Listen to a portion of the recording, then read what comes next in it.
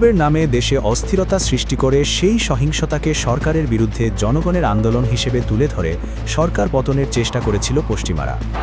Iran সরকার পড়ে যাওয়া এখন সময়ের ব্যাপার এমন খবর ছড়িয়ে দেয় পশ্চিমা গণমাধ্যম।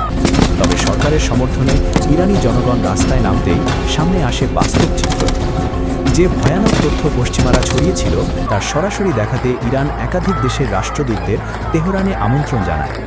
12 জানুয়ারি সোমবার যুক্তরাজ্য, জার্মানি, ইতালি ও ফ্রান্স সহ বিভিন্ন দেশের রাষ্ট্রদূতদের দেখানো হয় দাঙ্গাবাজরা কিভাবে স্বয়ংক্রিয় অস্ত্র ব্যবহার করে মানুষ হত্যা করছে। উদ্দেশ্য ছিল এই নৃশংসতার প্রমাণ যেন তারা নিজে চোখে দেখে অস্বীকার করতে না পারেন। পরে তাদের অনুরোধ জানানো হয় এসব ভিডিও নিজ নিজ পররাষ্ট্রমন্ত্রীদের কাছে উপস্থাপনের। এর একদিন আগেই লন্ডনে ইরান দূতাবাসে বিশৃঙ্খলার ঘটনায় যুক্তরাজ্যের রাষ্ট্রদূতকে তলব করেছিল তেহরান।